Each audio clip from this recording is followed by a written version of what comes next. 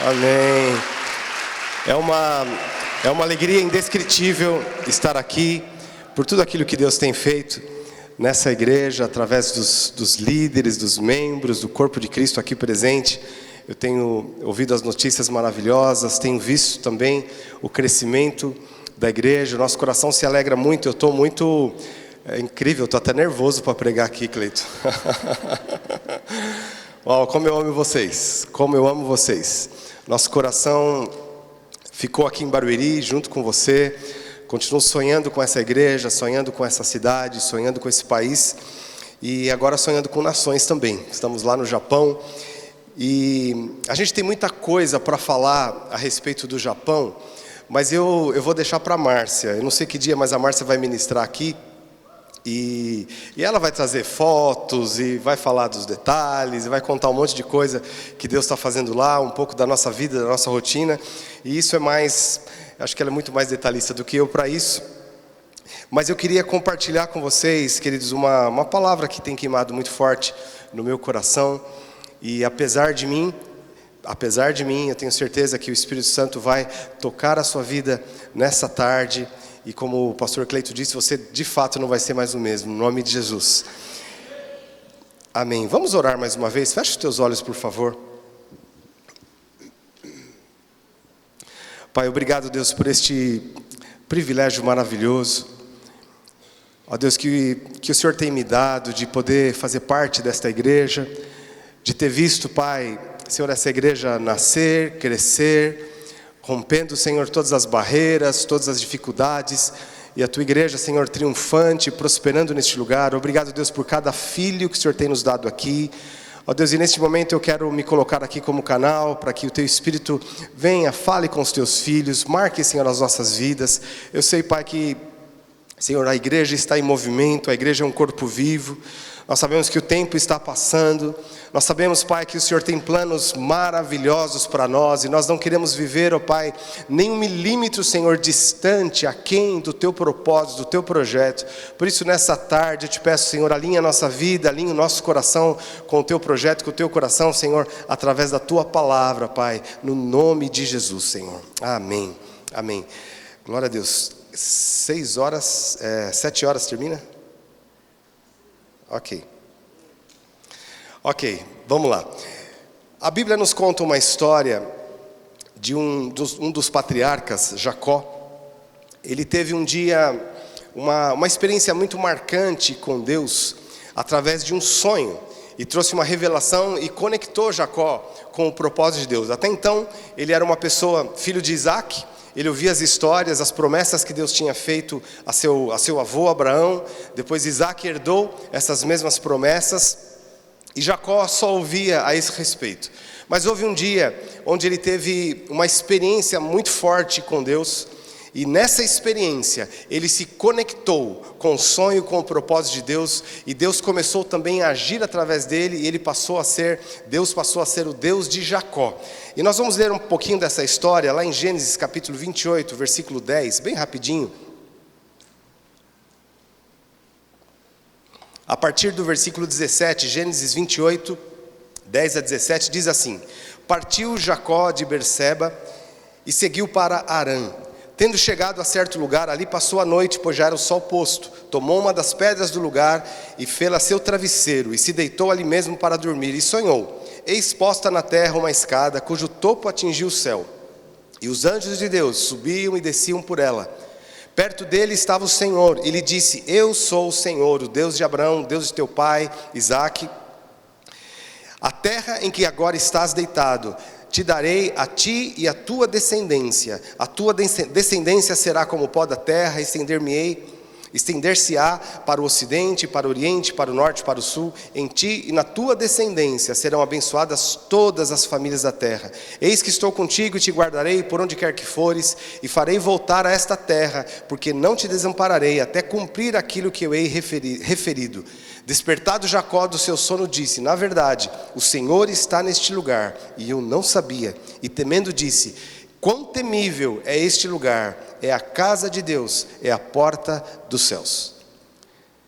É a casa de Deus, é a porta dos céus. Quão temível é este lugar!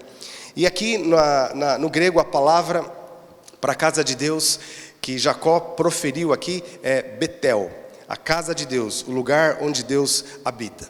Então essa foi a experiência pessoal de Jacó. Porém, a Bíblia, nada acontece por acaso. E este sonho de Jacó também era um sonho profético, que se cumpriu muitos anos depois na vida de Jesus. A Bíblia, nós vamos ver aqui em João capítulo 1, a partir do verso 49, esse texto conta a história do início do ministério de Jesus, quando ele ainda estava escolhendo os seus discípulos, e um dos discípulos que já tinha conhecido Jesus era Filipe, e Filipe ficou muito empolgado em conhecer Jesus, e ele lembrou logo do seu amigo Natanael, e a Bíblia nos conta que ele saiu atrás de Natanael, e falou: Natanael, achamos o Messias. E Natanael fez uma objeção teológica, porque falou: mas espera aí, o Messias vindo de Nazaré, pode vir alguma coisa boa de lá? Mas Filipe disse uma palavra-chave para ele: vem e vê. E aí aqui no versículo 49, quando nós vamos ler aqui, quando Filipe chegou, ele viu Jesus, e Jesus trouxe uma palavra de conhecimento, e revelou alguma coisa a respeito de Natanael. Isso mexeu com ele, e o fez acreditar que de fato Jesus era o Messias, e ele exclamou isso, que Jesus era o Messias, o Filho de Deus. Aí Jesus disse algo para ele. Vamos ler aqui versículo 49 a 51 de João capítulo 1. Então exclamou Natanael: Mestre, tu és o Filho de Deus, tu és o Rei de Israel. Ao que Jesus lhe respondeu: porque te disse que te vi debaixo da figueira, crês? Pois maiores coisas do que essas verás. E acrescentou: em verdade vos digo que vereis os céus abertos e os anjos de Deus subindo e descendo sobre o Filho do Homem. Amém. Então nesse episódio, Jesus traz aqui uma revelação profunda a Natanael. Jesus estava mostrando para Natanael que aquele sonho de Jacó não era só uma experiência de Jacó, mas era uma palavra profética a respeito de quem é a igreja. No encontro que ele teve com Cristo, ele teve revelação, e Jesus mostrou para ele: tem muito mais coisas que está acontecendo nesse ambiente do que você pode imaginar, do que você pode enxergar. E Jesus trouxe à tona para ele, falou: você vai ver ainda os céus abertos, e você vai ver os anjos de Deus subindo e descendo. A mesma visão que Jacó tinha tido, Jesus profetizou que Natanael veria. Então aqui, queridos, Jesus está profetizando e ensinando alguns princípios poderosos a respeito da igreja. A igreja não como um espaço físico, aqui é só um espaço que nós nos reunimos e que de fato nós devemos tratá-lo muito bem, porque não é a casa de Deus, mas é o lugar onde a noiva de Cristo, a igreja, se reúne. Então nós devemos ser muito carinhosos com esse prédio, mas esse prédio não é Betel, não é o endereço onde Deus está. Mas a igreja, o corpo de Cristo, a comunhão dos santos, é o lugar onde Cristo se manifesta, e é o lugar onde se cumpre o sonho de Jacó. O meu alvo aqui hoje, eu creio que o Espírito Santo vai trazer hoje à tona consciência do que é a igreja. Nós vivemos no Brasil, onde nós temos igrejas se reunindo em todos os lugares. Nós temos, graças a Deus por isso faz muito a diferença. Hoje eu estou lá no Japão e eu sinto falta disso. Aqui no Brasil você anda em qualquer esquina, você tem igreja. No Japão você anda em qualquer esquina, tem altares shintoístas e tudo mais, então é muito diferente. Mas muitas vezes os cristãos se acostumam com esse grupo chamado igreja, e esquecem e perdem a consciência do que de fato isso representa. E uma coisa importante para nós entendermos nessa noite: nós só usufruímos daquilo que nós temos consciência que possuímos. Foi por isso que Jesus disse para Natanael: você não tem consciência ainda, Natanael, mas você vai ter consciência do que é igreja, do que é Betel. Então nós vamos ver aqui 3 coisas que esse texto nos mostra, que são 3 princípios, 3 coisas poderosas que acontecem em Betel, onde a igreja se reúne, a casa de Deus. A primeira delas, como Jesus disse, e também Jacó teve essa experiência, há uma escada que liga o céu à terra. Quando que isso se estabelece? Em Mateus 18, Jesus diz aqui aos discípulos, ele diz o seguinte: em verdade vos digo, que tudo que ligardes na terra terá sido ligado nos céus, tudo que desligardes na terra terá sido desligado nos céus. Queridos, nós estamos hoje como nação brasileira vivendo, como todo mundo diz, né, uma crise sem precedentes, uma crise política que gerou uma crise econômica. Mas isso vem de onde?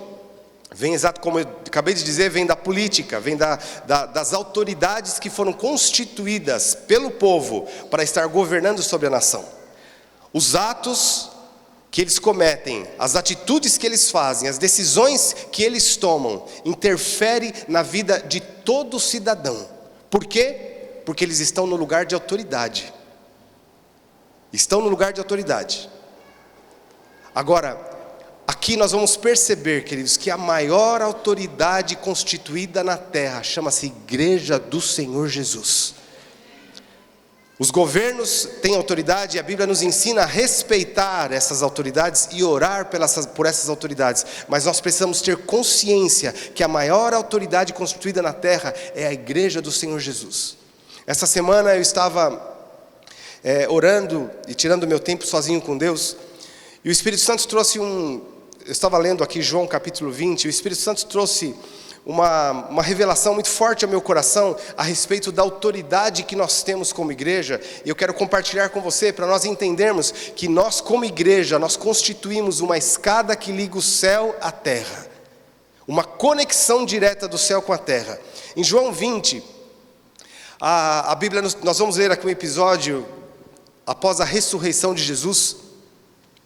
Jesus encontrou os seus discípulos fechados numa sala e diz assim, a partir do versículo 19: ao cair da tarde daquele primeiro dia da semana, estando os discípulos reunidos a portas trancadas, por medo dos judeus, Jesus entrou, prostrou-se, pôs-se no meio deles e disse: paz seja com vocês.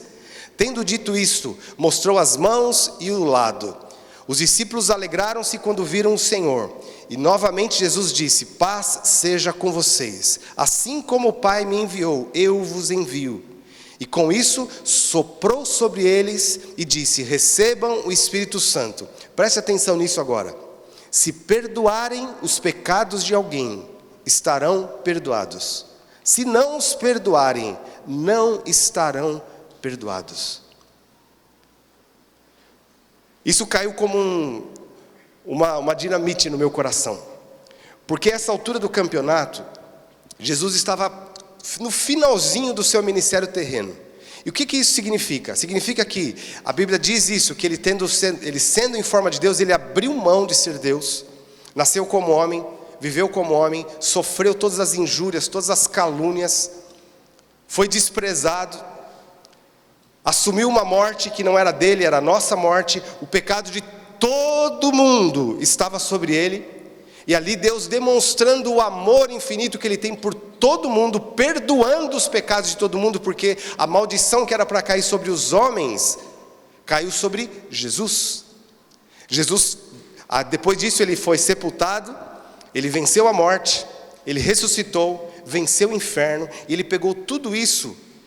Ele encontrou um grupo de cristãos, amedrontados inclusive, e chamou eles e disse o seguinte: tudo isso que eu fiz, agora eu coloco na mão de vocês. Se vocês perdoarem o pecado de alguém, eles vão receber isso que eu estou liberando. Se vocês disserem que não, eles não vão receber.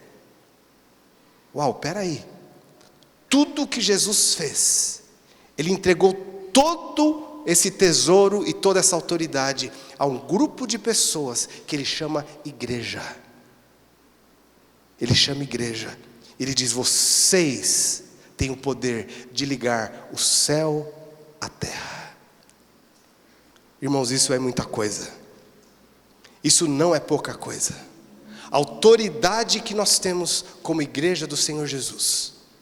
Então há uma escada nos céus e nós temos o poder de conectar o céu na terra. Mas é óbvio que quando Jesus disse isso, a expectativa dele não era que nós como igreja retivéssemos o pecado de ninguém. Pelo contrário, ele nos enviou para revelar o coração do Pai, o amor do Pai a todas as nações, em todos os lugares. Nós devemos andar pelas ruas com desespero, um santo desespero no nosso coração, de olhar para as pessoas que estão carregando fardos pesados de condenação e dizer para elas, dar a boa notícia: você não precisa andar com esse fardo pesado, com esse peso de maldição sobre as suas costas, porque eu tenho uma boa notícia para você: Jesus já pagou o preço pela maldição que você está carregando. Então nós temos esse nível de autoridade. A segunda coisa que acontece quando a igreja se reúne, Mateus capítulo 18, verso 19, diz assim: em verdade também vos digo, se 2 ou 3 de vós na terra concordarem a respeito de qualquer coisa que porventura pedirem, ser-lhes-á concedida por meu Pai que está nos céus. Irmãos, presta atenção nos detalhes desse texto. Quantas vezes nós já vimos, e eu já fiz isso também, usar esse texto para justificar a ausência de um grupo de pessoas que a gente esperava que viesse e não veio. Marca uma reunião para 500, aparece 50, aí o líder vai lá na frente e fala: puxa, a Bíblia diz que onde estiverem 2 ou 3, Jesus está no meio, então nós temos 50, glória a Deus, Deus está no nosso meio. Não é para isso que esse texto está escrito. Esse texto está escrito para dizer sobre a conexão. Existem certas coisas, certas promessas de Deus, que elas não se cumprem na nossa vida como indivíduos, mas quando nós estamos conectados com o corpo de Cristo, porque é o poder da igreja. É o poder da igreja. Quando nós valorizamos e estamos conectados com a igreja. Quando nós começamos o mover de células aqui em Barueri, muita gente às vezes torcia o nariz para a célula, porque falava: é só um grupinho pequenininho que se reúne lá. Mas se nós tivermos consciência da autoridade que esse grupinho tem, nós vamos ver milagres fantásticos o tempo todo. Nós precisamos ter consciência da autoridade que o corpo de Cristo tem. A igreja em célula, de fato, tem passado, não aqui a igreja de Barueri, mas a igreja no mundo tem passado por um processo de estagnação. Sabe por quê? Porque as pessoas estão se acostumando com uma rotina de reunião, onde elas vão para a reunião, e a expectativa é ver os irmãos, é aprender um pouquinho, é ser assim edificado, é de repente receber uma oração, receber um consolo, sair um pouco melhor do que entrou. Então tem uma rotina, vai ter o quebra-gelo, vai ter a palavra, vai ter as perguntas, e já tem todo um roteiro, uma rotina da célula, e as pessoas vão lá para isso. Irmãos, hoje, no nome de Jesus, o Espírito Santo vai trazer revelação de quando nós juntamos, quando nós estamos ligados uns aos outros, há um poder, há uma autoridade liberada dos céus, que nós só vamos usufruir disso se nós tivermos consciência. Nós só usufruímos daquilo que temos consciência.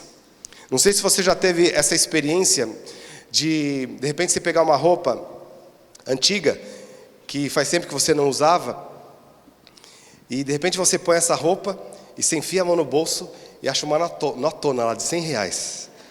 Você fala: uau! E eu passando apertado e tendo dinheiro aqui no bolso? Porque nós nunca vamos usufruir daquilo que nós não temos consciência que possuímos. Nós precisamos ter revelação. Possui os R$100, mas não tem consciência, vai passar perto, como se não tivesse o dinheiro. Você sabia, queridos, essa profecia a respeito da igreja, Jesus diz: os anjos de Deus subindo e descendo. O que isso significa? A Bíblia nos conta que aconteceu uma rebelião nos céus, onde 1/3 dos anjos foram precipitados na terra juntamente com Satanás. Mas isso significa, se 1/3 caiu, significa que 2/3 ficaram debaixo da autoridade do Senhor Jesus, debaixo da autoridade de Deus. Para cada um de nós, para cada demônio que existe na terra, existem 2 anjos. E quem são os anjos? A Bíblia diz que os anjos são seres ministradores a serviço dos santos. Não sei se você sabe, e se você usufrui disso, mas eu tenho anjos à minha disposição. A Bíblia diz isso. Você também tem. Mas nós só vamos usufruir disso se nós reconhecermos a autoridade do corpo de Cristo. Nós temos, e tem muito anjo que o Espírito Santo tem falado isso no meu coração, uma reclamação dos anjos lá no céu. Eles têm um monte de reivindicações lá dizendo o seguinte: nós não temos o que fazer, nós estamos desempregados. Em alguns lugares os demônios estão trabalhando mais do que os anjos. Sabe por quê? Porque os cristãos que têm autoridade, os cristãos que podem usufruir, eles não têm consciência dessa autoridade e vivem debaixo, muitas vezes, de opressão do diabo, tendo a autoridade de liberar os anjos de Deus para trabalhar ao seu favor. E os anjos estão tristes, porque eles querem batalhar por nós. Quando nós nos juntamos, irmãos, nós devemos ter, esse é o meu sonho, nós estamos ministrando isso lá no Japão, e Deus está começando a fazer isso lá, mas o meu sonho é que quando nós nos juntamos, nós cheguemos nesse ajuntamento com expectativa, não no homem de Deus que vai estar lá, ou alguém especial que vai estar lá, porque na verdade, todos nós que estamos conectados no corpo de Cristo, nós somos para lá de especiais, porque a autoridade em nós, juntou 2 ou 3 no nome de Jesus, já basta, é o suficiente para haver uma escada ligando o céu na terra, e os anjos de Deus vão começar a descer e subir, e coisas fantásticas vão começar a acontecer. Eu quero declarar isso para você, queridos, eu quero declarar isso para você, viver milagres tem que ser coisa ordinária, não extraordinária, porque nós temos os anjos a nosso favor, nós temos a autoridade da palavra de Deus a nosso favor. Nós podemos ligar o céu na terra.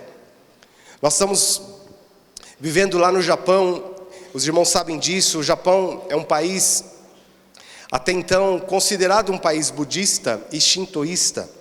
Então, quando você vai falar a respeito de cristianismo lá, eles têm o conceito de que o cristianismo é uma religião, assim como o budismo também é uma religião. Então eles têm conceito, só que o cristianismo é uma religião do Ocidente. Uma vez nós estávamos na cela, uma pessoa, um japonês lá, muito intelectual, um cara muito inteligente, se converteu. Mas ele fez uma pergunta na célula, parecia até infantil, mas é um cara muito inteligente, de alto nível. Mas a pergunta dele foi o seguinte, o idioma que Jesus falava é o inglês? Foi a pergunta dele. Por que ele tem esse conceito? O que está por trás dessa pergunta? Porque o cristianismo é uma religião do Ocidente. Então é natural que o ídolo do cristianismo fale inglês, porque é uma língua do Ocidente, é uma língua que identifica-se com o Ocidente. É o conceito que eles têm. Agora imagine você, nós chegarmos lá numa cultura milenar, uma cultura única no mundo, e nós apresentarmos o Evangelho como teoria, e as pessoas entenderem que isso é uma religião, naturalmente eles rejeitam. Quando você vai falar de cristianismo para eles, muitos deles eles respondem o seguinte, não, eu sou japonês. Mas peraí, qual a relação? Porque japonês é budista, e você é ocidental, você é cristão. Então, tudo bem, você fica cristão e eu fico budista. Esse é o conceito deles. Aí, queridos, entra algo fantástico. Entra algo que rompe barreiras, não tem céu fechados. Quando nós temos a consciência de que nós somos igreja. Aí o Evangelho não vai ser pregado como teoria ou como teologia. Foi exatamente o que Filipe, talvez sem saber, foi o que ele fez. Ele chegou para Natanael e falou, achei o Messias. Aí Natanael foi entrando na zona teológica. Mas espera aí, o Messias, de onde ele vem? Vem de Nazaré? Não pode ser. E começou a entrar no argumento teológico. O que Filipe fez? Falou, para. Não vou entrar em discussão com você. Faz o seguinte, vem e vê. O Evangelho é demonstrado. Quando nós convidamos as pessoas para esse lugar, para esse ambiente, para essa conexão de 2 ou 3 pessoas, e nós mostramos a escada que liga o céu à terra, os anjos de Deus subindo e descendo, e os milagres acontecendo, não tem céus fechados. Não tem céus fechados. Nós tivemos recentemente, fizemos 2 viagens para uma região o Japão é composto de várias ilhas, e nós estamos na ilha central, e uma das ilhas ao sul do Japão foi chacoalhada por um grande terremoto. Eu digo grande terremoto porque terremoto acontece toda hora lá. A gente, às vezes 5 horas da manhã, você acorda com a casa chacoalhando por causa do terremoto. A gente se acostumou com isso, faz parte da rotina. Assim como cai raio aqui no Brasil, no Japão é terremoto. Mas de vez em quando tem grandes terremotos que de fato abalam as estruturas. E eu estava lendo no início desse ano, foi acho que em abril desse ano, eu estava lendo a reportagem de um grande terremoto que aconteceu numa ilha ao sul do Japão, e naquela época, por causa do terremoto, 200 mil pessoas tiveram que deixar suas casas, porque ou perderam as casas, ou a casa ficou danificada por causa do terremoto e foram morar em abrigos. Quando eu li essa notícia, queridos, Deus tem trazido algo ao meu coração, e de fato é algo que Deus quer trazer ao coração de todos nós. Nós podemos ler uma notícia dessa e falar, puxa vida, graças a Deus que eu não estou lá, né? Graças a Deus que eu não mudei para aquele lugar. Eu estou aqui em Tóquio, nessa região, né, teoricamente segura por hora. E poderia pensar isso e até orar por eles. Mas quando nós entendemos quem nós somos como igreja, nós entendemos o nível de responsabilidade que nós temos com as coisas que acontecem à nossa volta. É mais ou menos como deveria ou acontece dentro de uma cidade, por exemplo, se acontece um problema numa rua, né, um desmoronamento ou um buraco na rua, a responsabilidade é da administração pública, e a administração pública ela pode ser acionada para resolver esse problema, porque eles estão lá para isso, eles foram colocados naquela posição para isso. Nós como igreja temos responsabilidade com as coisas que acontecem ao redor do mundo. Estando lá no Japão, nós temos tomado posse daquela nação. Eu falei, aconteceu um terremoto lá, tem 200 mil desabrigados lá, é da nossa conta, é da minha conta. Eu comecei a orar, falou, Senhor, eu quero ir para lá, queremos mandar uma equipe para lá. E nessa época nós estávamos com os alunos da escola Difflin lá, inclusive a Elaine que está aqui, estava com a gente nessa época, e eu falei, seria uma ótima oportunidade para nós levarmos esses alunos da escola Difflin para ter essa experiência de trabalhar com os desabrigados. Nós já tivemos uma experiência dessa há um tempo atrás, e é fantástico você poder dar assistência para as pessoas, mas principalmente você chegar lá com essa consciência de que nós podemos ligar o céu na terra, o que eles precisam é do poder de Deus, do amor de Deus, e nós somos o canal para manifestar isso. Então nós programamos e fomos, e foi assim uma experiência incrível. Deus nos deu o privilégio maravilhoso de poder ministrar com muitas pessoas. Nós vimos tantos milagres, entramos em abrigos lá e ministramos com pessoas, vimos pessoas se convertendo, e foi assim uma revolução. Voltamos para casa, mas o coração ficou apertado, e aí eu programei uma segunda viagem, e Deus nos deu recursos para isso. E juntei lá uma turma, especialmente japoneses. Nós queríamos que os japoneses, que já são convertidos da nossa igreja, eles tivessem essa experiência de serem usados por Deus para ver curas, ver milagres, ver coisas extraordinárias acontecendo lá. Porque a primeira viagem nós fomos só nós, os brasileiros, e uma menina chinesa, que foi como tradutora nossa para o japonês. Então eu quis levar os japoneses e fiquei procurando um local onde nós pudéssemos estar, né, hospedados, para ajudar. Então as igrejas da região de Kumamoto se juntaram e fizeram associações para receber os voluntários de vários lugares do Japão e do mundo, para dar assistência para os desabrigados. E nós fomos para um lugar desse, ficamos hospedados numa igreja. E essa igreja recebe voluntários, não só cristãos, de muitos lugares, e pessoas de todos os credos que vão lá para trabalhar. E nós fomos assim, chegamos lá, tivemos uma reunião, primeira reunião, com a equipe de voluntários, estávamos nós e outros voluntários, e era dentro de uma igreja que a gente ia ficar hospedado. A moça começa a ler as regras para se trabalhar naquele lugar. Regra número 1, não pode fumar aqui dentro. Falei, ok, sem problema, dessa nós passamos. Regra número 2, não pode beber. Falei, ok, de boa, sem problema, bebendo água está ótimo, chá verde, óbvio. Regra número 3, aí a moça parou, fez um suspense e disse assim, essa regra número 3 é a mais importante de todas. Não percam e não descumpram essa regra. Falei, uau, então se a primeira era não podia fumar, a segunda não beber, a terceira acho que é não se drogar, não se prostituir, alguma coisa do tipo. Aí de repente ela fala, a regra número 3, é proibido evangelizar. Quando eu vi isso, eu estava liderando a equipe, eu levei uma equipe para demonstrar o poder de Deus naquele lugar.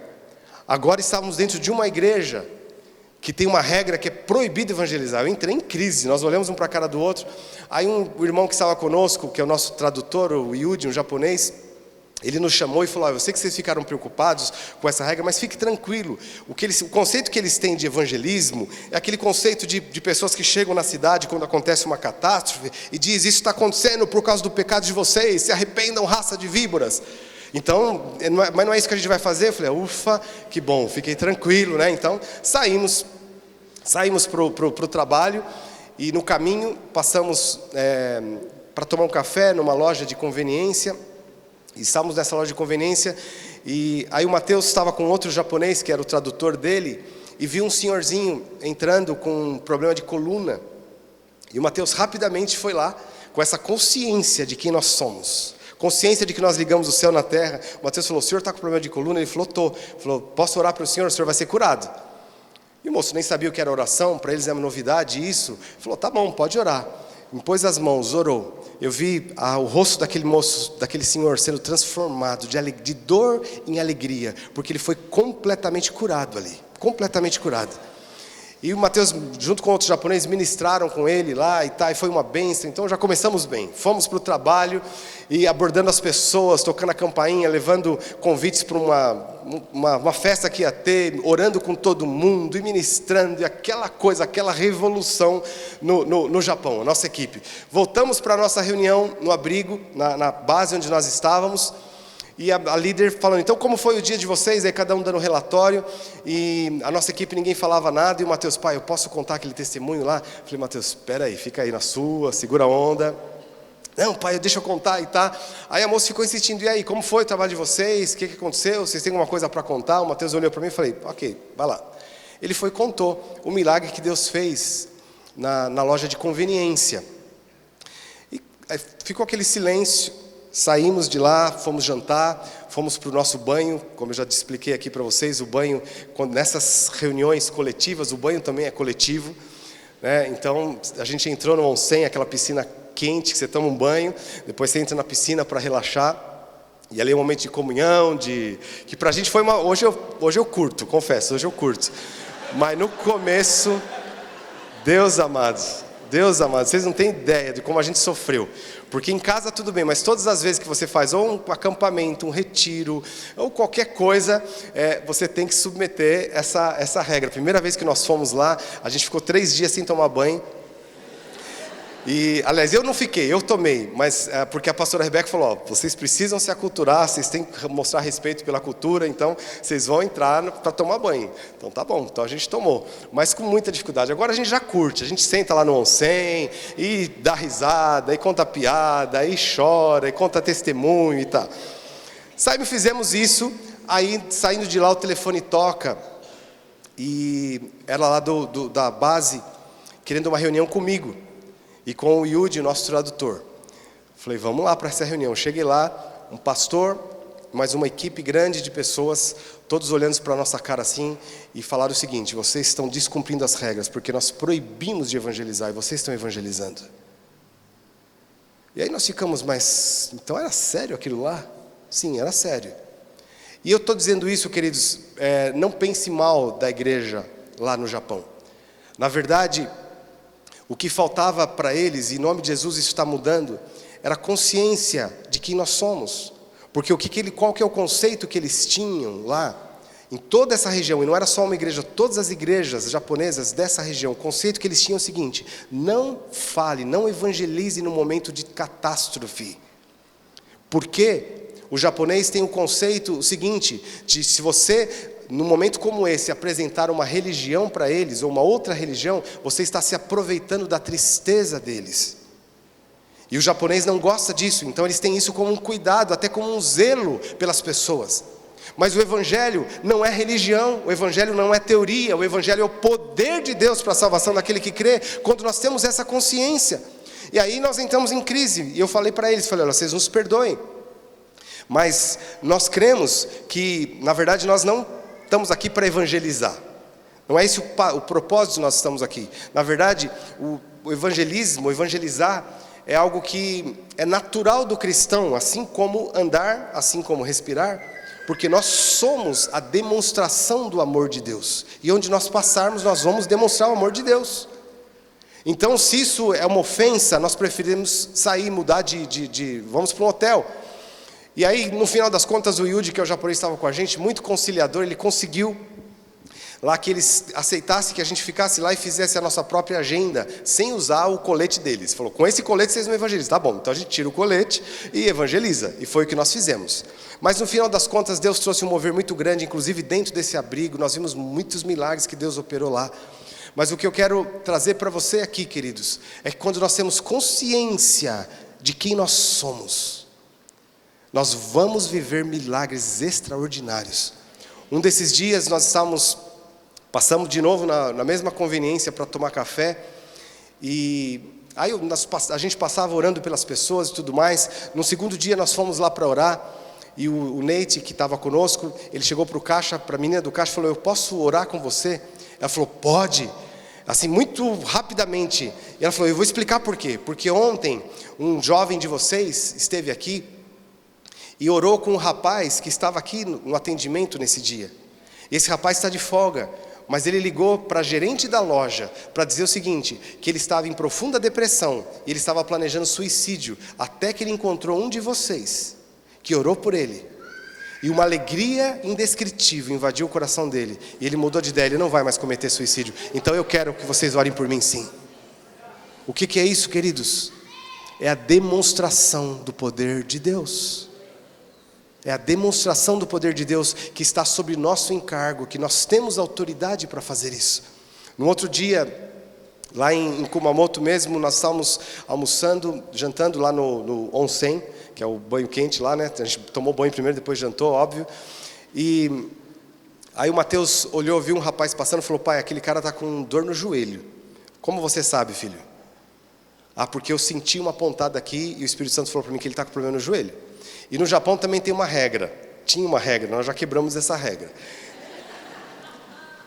Que se tiverem duas pessoas lá, dois japoneses conversando, nunca os interrompa.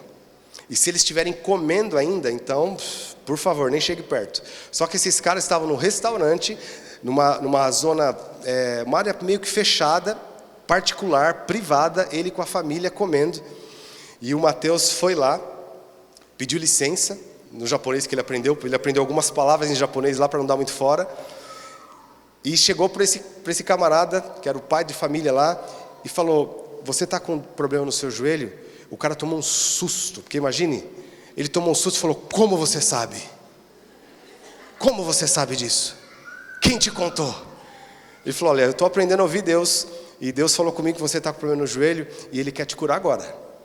E o cara todo empolgado, ele saiu de lá, pôs o joelho no chão e falou: o que eu faço? O que eu faço? O Mateus falou: pode ficar aí, eu vou pôr a mão. Pôs a mão, e o cara começou a gritar: está queimando, está queimando, está queimando. Porque o poder de Deus se manifestou, e o cara foi curado na hora. Foi curado na hora, na hora.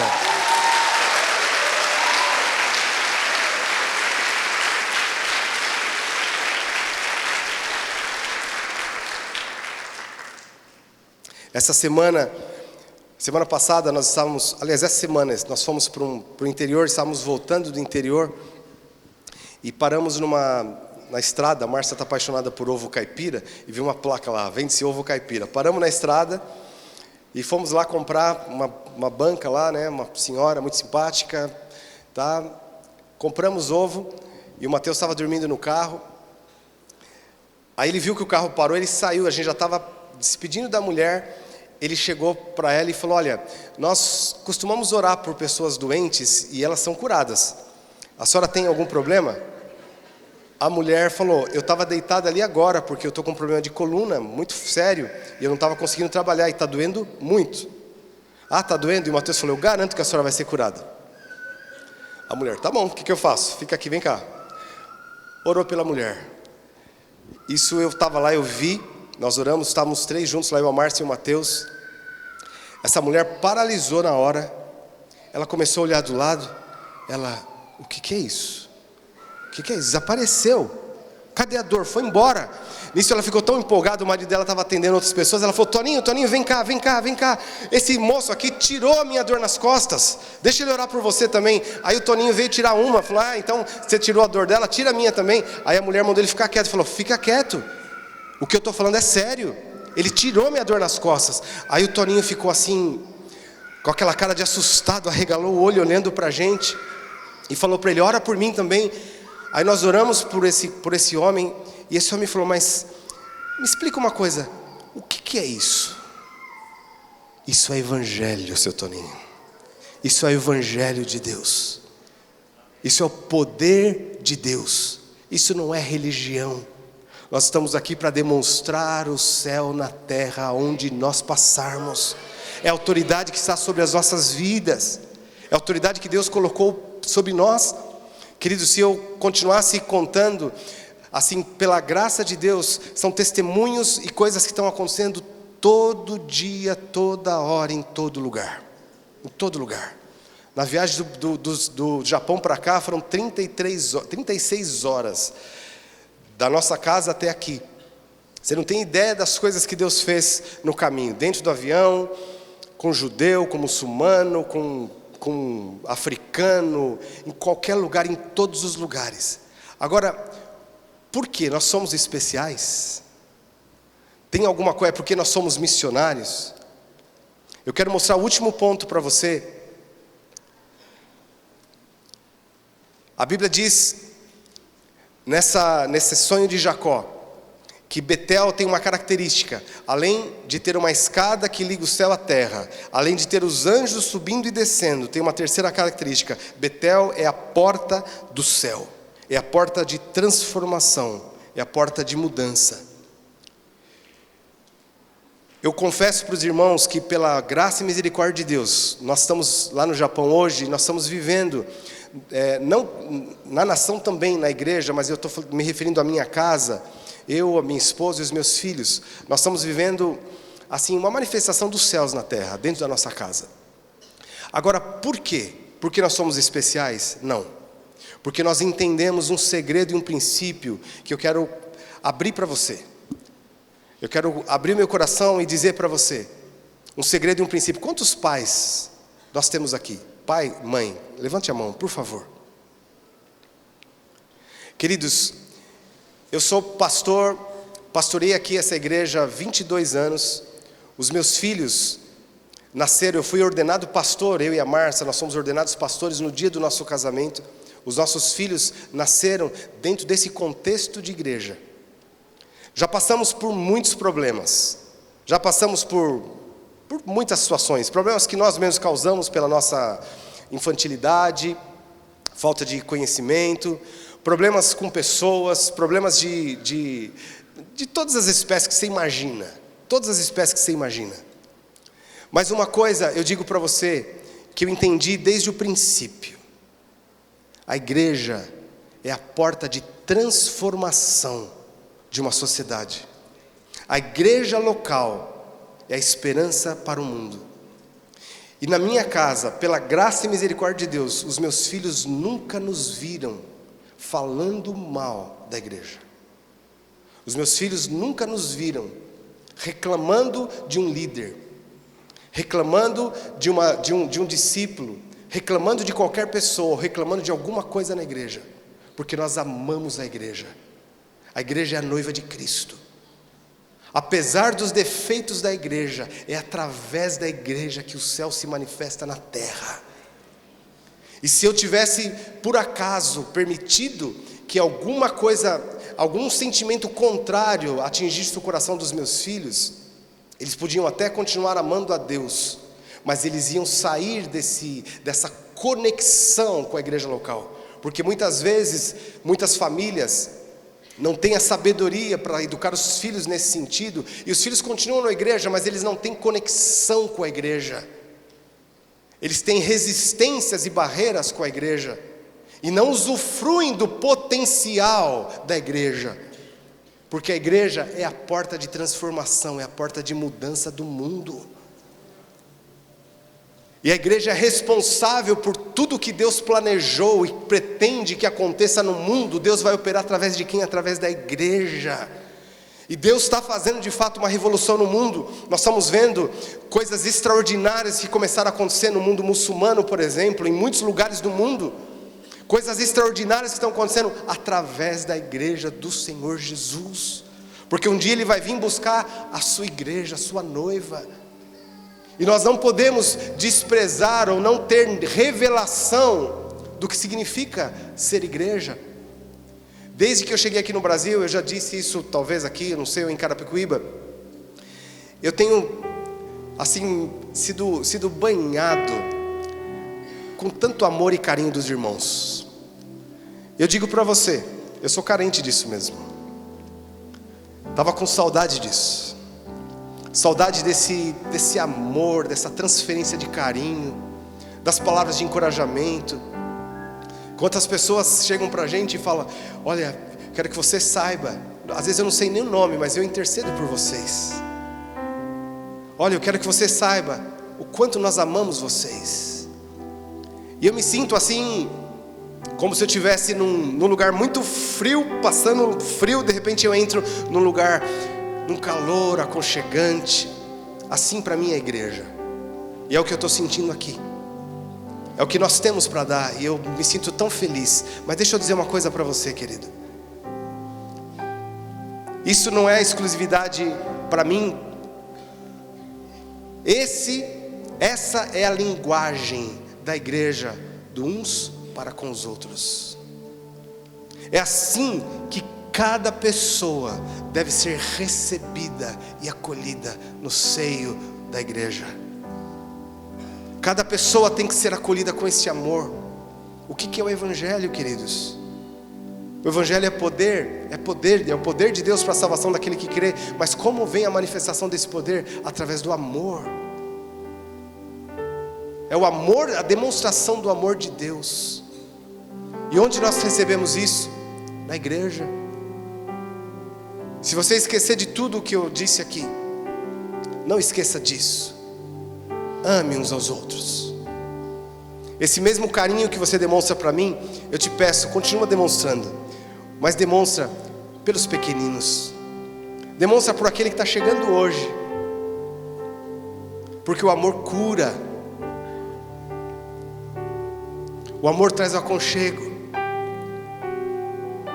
O amor é a maior demonstração dos céus.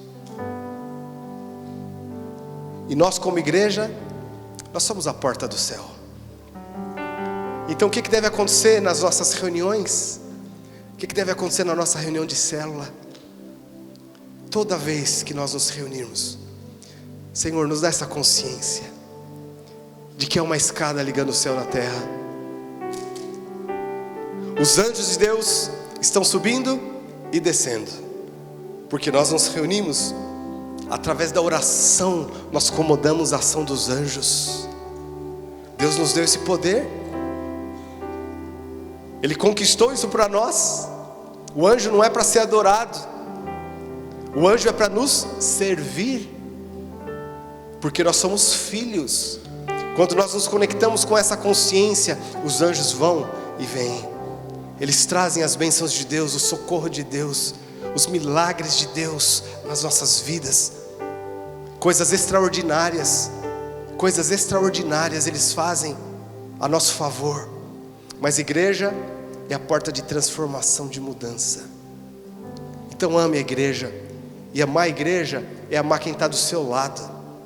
Mesmo que seja diferente de você na sua opinião, seja diferente em algum aspecto, pelo amor de Deus, não permita que nenhuma diferença te divida, te separe dessa conexão poderosa que o inferno não tem poder contra ela. A Bíblia diz isso. Jesus fala: eu edificarei a minha igreja, as portas do inferno não prevalecerão. Tem pessoas, queridos, que estão vivendo o inferno, cristãos que estão sendo devastados por ondas infernais. Mas sabe por quê? Por falta de conexão com a igreja. Mas fala: pastor, mas eu estou todo domingo lá. Mas não é só estar, não é só frequentar, mas é se conectar, é amar. Irmãos, como eu amo a igreja. Como eu amo a igreja. Eu quero junto com você, que você sonhe comigo de ver esse mover de igreja acontecendo no Japão, aquelas ilhas sendo tomadas pela glória de Deus através da igreja do Senhor Jesus. Sonhe comigo isso. Vamos juntos para o Japão e para as nações implantar igrejas. Igrejas poderosas que vão desfazer as obras do diabo. Eu quero declarar essa unção sobre você. Mas essa unção, você não precisa, alguém perguntar se você está vivendo tudo isso com seus filhos, esse testemunho porque vocês são missionários. Não é porque nós somos missionários, é porque nós temos consciência de que nós somos a igreja do Senhor Jesus. Na nossa casa, quando nós fazemos a nossa refeição juntos, pelo menos uma refeição nós fazemos todos os dias juntos, nós 4, é um momento de testemunhos, é um momento de oração, é um momento de compartilhar, porque nós nos conectamos, o céu se conecta à terra através da igreja. Irmãos, isso é lindo. Isso em qualquer lugar do mundo. As pessoas às vezes perguntam: vocês estão sofrendo choque cultural? Existe um choque cultural terrível. Mas como nós somos igreja, qualquer coisa se derrete diante do poder da igreja. Eu quero te convidar agora a ficar em pé. E nós vamos, em 5 minutos que eu tenho aqui, quer dizer, eu não tenho, já estou pegando emprestado. Nós vamos fazer algo aqui diferente hoje. Eu peço até para os irmãos acenderem um pouco as luzes, por favor. Você vai se juntar, mas preste atenção em todas as orientações primeiro. Você vai se juntar em grupos de 3 ou 4 pessoas. Não faça isso ainda. Vocês vão se juntar e eu vou orar aqui quando os grupos estiverem juntos, para que o Espírito Santo traga. Lembre-se da frase que eu disse: nós só vamos usufruir plenamente daquilo que nós temos consciência que possuímos. Eu vou orar para que o Espírito Santo que está aqui traga consciência do que significa estar conectado na igreja. E aí você vai ficar 30 segundos sem fazer nada, juntos, esperando. E o Espírito Santo vai começar a falar com você. E você vai abençoar a pessoa que está no seu grupo. Talvez com uma palavra de consolo, talvez com uma oração de cura. Hoje de manhã nós vimos coisas fantásticas que Deus fez nesses grupos pequenos aqui. O que eu quero mostrar para você, queridos, que o poder de Deus não está comigo, ou com o pastor Clayton, ou com um líder. O poder está no corpo de Cristo. Em Lucas 4, Jesus diz o seguinte: o Espírito do Senhor está sobre mim, e Ele me ungiu para proclamar boas novas aos pobres, a curar os quebrantados de coração, a trazer vistas aos cegos e proclamar o ano do favor de Deus. Quando Jesus disse isso, Ele estava falando de uma unção que vinha sobre a vida dele. Agora, nós somos coletivamente o corpo de Cristo aqui na terra. Essa mesma unção se manifesta na nossa vida quando nós temos consciência de quem nós somos, quando nós não temos divisões entre nós. Uma das coisas que o diabo mais faz na igreja para bloquear esse poder, essa autoridade, é colocar divisão. Os nhenhenhé, os tititi, os diz que me diz que, sabe, aquelas coisinhas chatas, para tentar dividir. Sabe para quê? Para que você viva como pobre sendo rico. Mas hoje nós vamos ter essa experiência de conexão aqui. Você vai se conectar, o Espírito Santo vai falar. E eu vi, pessoas vieram testemunhar para mim, falou: Deus me usou, eu trouxe uma palavra para o homem lá, e o cara se quebrantou, porque era exatamente o que ele estava esperando ouvir. Pessoas comuns aparentemente, mas são muito especiais, porque fazem parte do corpo de Cristo. E a última coisa que você vai fazer nesse grupo, tudo isso vai ter que ser muito rápido, mas depois você pratica isso na sua célula com bastante tempo. A última coisa, dentro desse grupo de 4 ou 5 pessoas, 3, 4 ou 5, não pode ser mais do que 5, senão fica muito impessoal. Você vai perguntar, no final, depois que orou e tudo mais, se tem alguém que ainda não confessou Jesus como Senhor. Se tiver, você ajuda essa pessoa a confessar, e depois eu vou chamar vocês aqui na frente, aí você traga essa pessoa aqui na frente que eu quero orar junto com ela. Amém? Está entendido?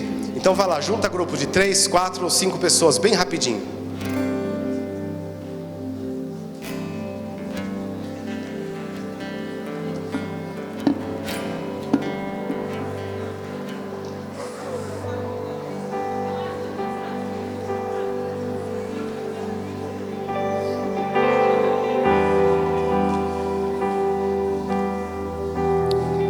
Amém. Agora, vamos todos permanecer agora em silêncio. Só eu vou orar aqui, você, por favor, fique em silêncio, porque a partir de agora o Espírito Santo vai começar a falar no seu coração. Coisa simples, coisa simples. Deixa Ele agir através de você, e você vai compartilhar ou vai orar uns pelos outros. Depois disso, abençoar, e depois você vai levar alguém a receber Jesus, se essa pessoa está no seu grupo. Então receba isso agora. Pai, obrigado por esse tempo precioso aqui com os teus filhos. Em nome de Jesus, nós liberamos agora, Senhor, a consciência do Teu Espírito. Eu libero agora e declaro a consciência do Espírito sobre a vida dos Teus filhos. Que eles saibam, Senhor, o poder e o potencial que há na conexão do corpo de Cristo. Libera agora, Espírito Santo, no nome de Jesus. No nome de Jesus.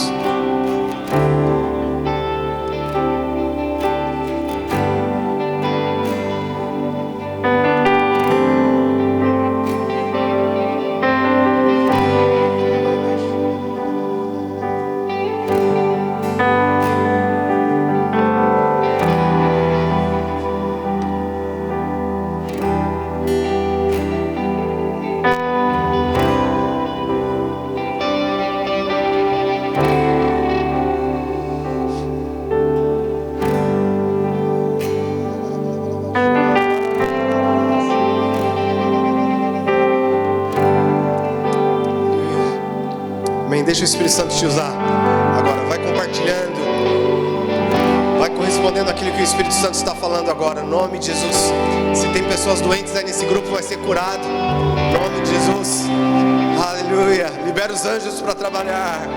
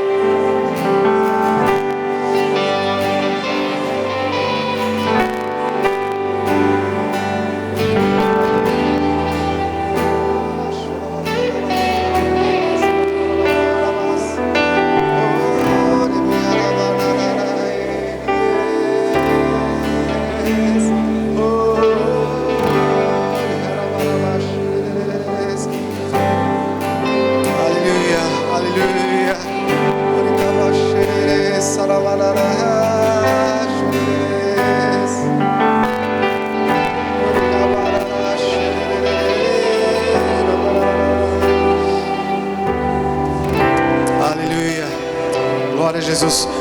Agora, querido, por favor, cheque se tem alguém que não entregou a vida para Jesus ainda no seu grupo. Leva essa pessoa a tomar essa decisão. Aleluia. Aleluia. Obrigado, Jesus. Obrigado, Jesus. Amém. Eu quero pedir agora a você que não conhecia Jesus ainda, ou que talvez tenha se desviado, se desconectado do corpo de Cristo, está se reconciliando com Jesus no seu grupo. Eu gostaria que você viesse aqui na frente, ou algum irmão do grupo, acompanhe essa pessoa, traga aqui na frente, por favor, rapidinho, para que nós possamos orar.